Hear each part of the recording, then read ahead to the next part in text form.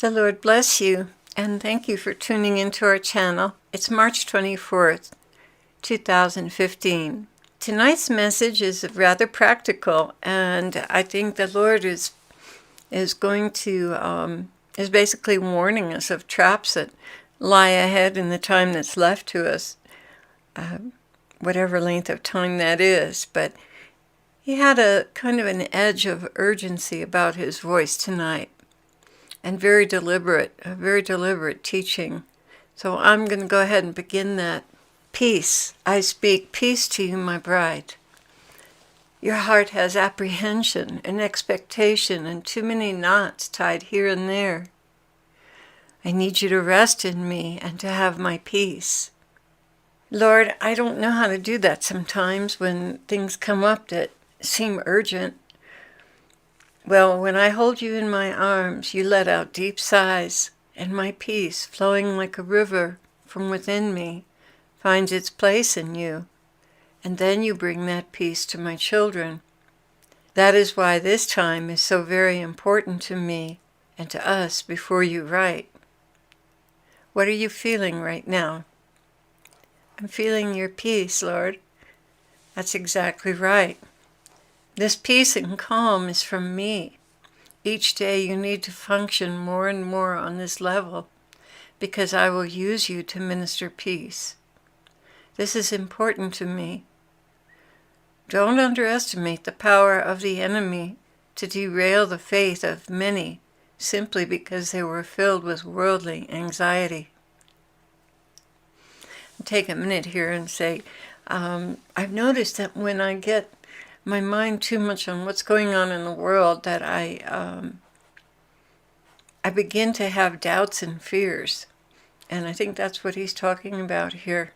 We really have to guard our minds and our hearts, the eye gate, the ear gate. There are plenty of people on the internet, he continued, talking about all the threats coming upon the world, especially for Christians. My people need to find me and my peace.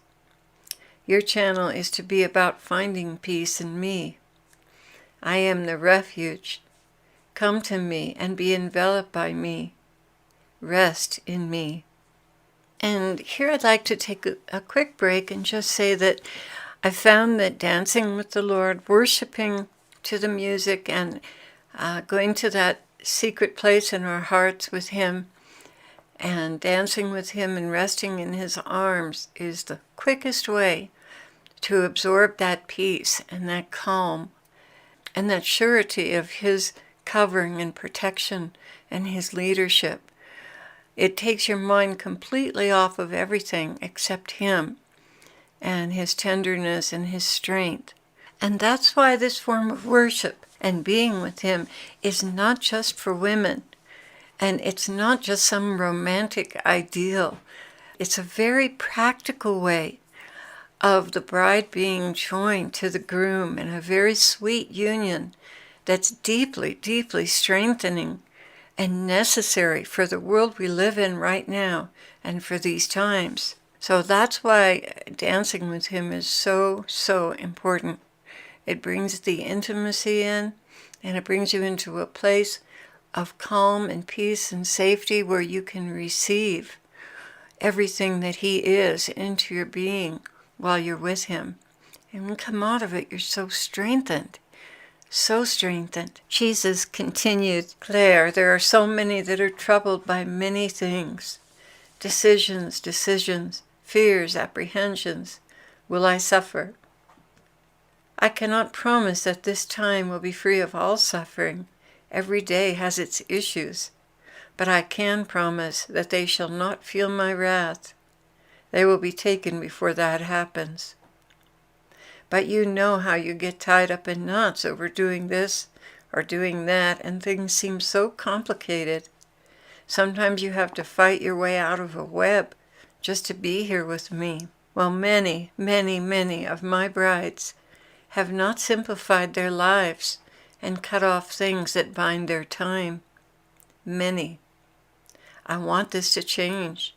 I want them to begin to live right now as they will in heaven.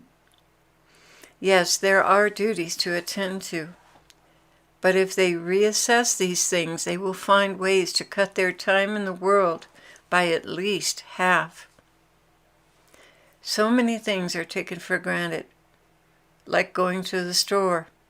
You know what you've experienced there, putting it off and putting it off and putting it off until finally it had to be done.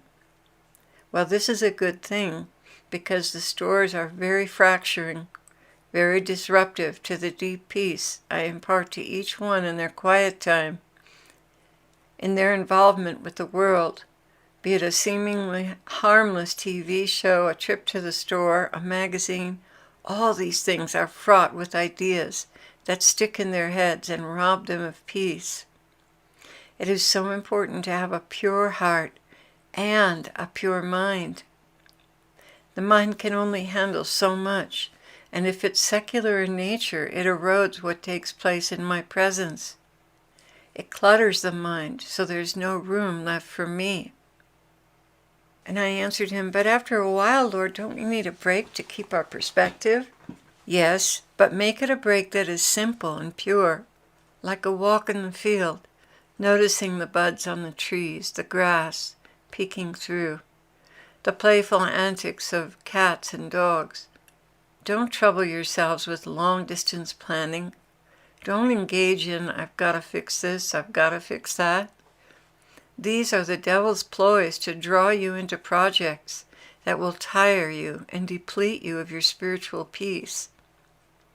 They very often require trips to the store or shopping on the net. And this is very, very, very detrimental to a spiritual person. And alas, they don't pick up on it. They think it's just innocent work that has to be done. But Satan knows better, so he commands his demons to work on guilt over projects that should be done. You're not responsible. You should have done that before, last year, etc., etc. I don't want their minds in this place. I don't want your mind in that place. And I have to take a break here and tell you, he's just described me to a T. I mean, I would have lists of my lists. I had so much to do for these houses that we have. And I would go to my Bible promises just to touch in with the Lord, and I'd get money in the world, money in the world, money in the world. And I thought, what do you mean, money in the world? What have I done now? I'm just out there, digging in the garden and weeding and, raking leaves and stuff. I mean, what's money in the world about that? And I really didn't understand what he was getting at the time. And then I began to suspect that I needed to find other ways to take care of my garden, like make sure it's a stone garden. It doesn't need weeding and doesn't need planting and doesn't need digging, so that my time would be freer for him. And I love beautiful things. I love design. And it's so easy for me to get caught up into these things. So what he's sharing here, wow, he just painted a real clear picture of me as I have been. Fortunately, some of that has really changed, thanks to the Lord. Okay, so getting back to what he was saying, Satan knows better, so he commands his demons to work on guilt over projects. Oh, wouldn't this be pretty? Well, we should do that. Yeah, let's do this. And so on and so forth. The Lord continues here. I don't want their minds in this place. I don't want your mind in that place. I want everyone focused on heaven and my coming for them. Part of the foolish virgins' problems was that they were so tied up in the world, it didn't occur to them to bring oil for their lamps. Projecting from there, they thought, well, I'll just be a little while and back to work. Their minds were on what was waiting for them to do at home, not really on me or my agenda, very much like Martha. But the wise virgins, like Mary, thought they could wait and wait and wait for me. It wasn't a waste of time. It was bliss, because all they had on their minds was me. Everything else was a burden, and so they were happy to think, he might be delayed. Good, then I can just be quiet and wait. So I'll bring more oil for my lamp. And I thought to myself, when he said that, I thought to myself, oh Lord, I mean, the foolish virgins were just, a story that you told. And now you're kind of fleshing it out and saying what was behind the scenes of that story. Am I hearing you right?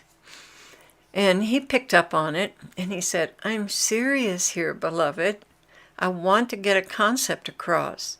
The foolish virgins were carnally minded, taken up with the doings of the world. They considered having to wait a waste of time. You've been there. You know what I'm talking about. You've struggled with this all your life, and it's only been very recently that you've, for the most part, overcome yourself in this area. I answered him, that's very true. Very, very true, Lord. I used to look forward to springtime, planting and gardening, making things nice, but now I put it off because I'm so involved in ministry and in you. That's all I really care about. Going to the store is something I hate to a fault, I'm afraid. He replied, do you see how far you've come? Yes, Lord, you've done this thing in me. And you cooperated. Well, I can see one thing, that the enemy has tried to drag me into spring cleaning projects and getting deeper into cleaning. And somehow I've managed to suppress that urge. I don't even know how. I've been watching over and helping you recognize the traps.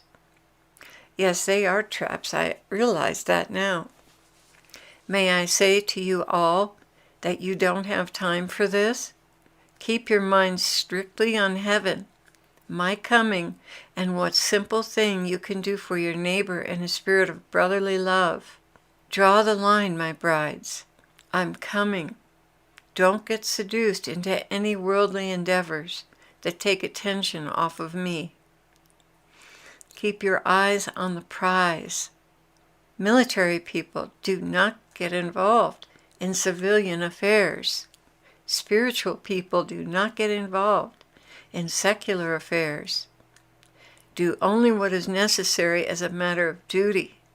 When I say necessary, I mean get by necessary, not throwing yourself into projects that will deplete your energy or attention and make you weak. When you are in a weakened state, the enemy is nearby, like wolves that study the herd to see which are most vulnerable. The demons study you and wait until you're tired, overworked, and exhausted. Then they pounce on you with doubt, fear, insecurity, unbelief, and anxiety. Don't allow yourselves to go there. Stay vigilant. Stay alert. Stay centered on me. Keep your eyes open and don't walk into any traps set for you. When I say traps, I mean an urgent phone call where someone is asking you for help and you can see it's going to wear you out. That's not me. That's not brotherly love. That's demonic, luring you into being worn out so in your weakened state they can tempt you to sin. I'm going to stop here for a minute, guys, and tell you a little bit about what's been going on. We have 2 houses here that we're caretaking, and we have an elderly woman in the front house who's not too good at taking care of herself. And we got an email all of a sudden that the owners were going to turn the front house into a bed and breakfast. If I hadn't seen it for what it was at the time, so they wanted, to come and look at it. If I hadn't seen it for what it was at the time, I would have dropped everything and gotten to work on that front house and gotten her moved out. But I realized that this was a ploy of the devil to steal my attention off the Lord and off his coming. And I, thank the Lord, didn't fall for it. So I'm tackling the project, but I'm tackling it very circumspectly, very carefully, and not allowing myself to plunge in head over heels into a huge project, which is what I would have done before. I mean, this may come to absolutely nothing, and they may drop the idea totally. I mean, this has happened in the past. So it might end up like that. Well, if it does, then I would have wasted all that time and put this poor woman out on the street. So I'm going very slowly and very carefully, and everything will get taken care of in its right time. But the temptation to just cut and run was huge. Let me tell you, it was huge. So the Lord is really, really addressing spring fever for all of us right now. And be careful, because if he comes in the next couple of weeks and we've got our heads on other things, we could be left behind. So we could be like the virgins that have fallen asleep, is what I'm saying. Because we've fallen asleep spiritually because we're so carnally minded. Okay. So the Lord continued. Another trap is, oh, I just have to do that. Something you've been putting off. Stay calm and really look at the problem. Is there a way around it without you diving in? Claire, that's why I've been holding you back on the front house. This is a huge temptation to cause you to collapse in fatigue. So far, you've been wise to sidestep it and think of ways around it. That email was a Trojan horse unleashing all kinds of have-tos. You've been trained in seeing that, so you didn't fall for it. But it was a big temptation to pull you off of me and your ministry. You stayed calm and deliberate. That's what I'm talking about, my brides. Stay calm and deliberate. Assess the situation and do only what's absolutely necessary. Make sure it's not a trap that will suck the life out of you and draw you away from prayer. Right now, none of you can afford to drift off. I need your full attention on me. I will help you. You are not alone. My spirit will whisper in your ear, don't do it, and you'll feel a check in your spirit. Obey that. Do not toy with the idea.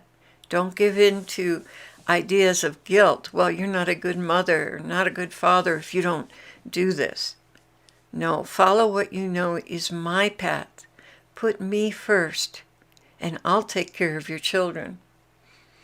And I want to break here for a moment and just say, wow, children are huge in this equation. They can so easily, adult children, throw you off and cause you to have to go in a direction that's totally contrary to what the Lord is doing. So, I mean, I love my kids and I wish they were close, but if they were close, I can see that I would be getting into all kinds of trouble and be tempted to be drawn off track. So, visiting a couple times a year, that turns out to be the best thing. And, you know, in the world there are endless invitations to get this or that done. And the Lord doesn't want us to be foolish and let the world bury the world. But we need to follow the Lord.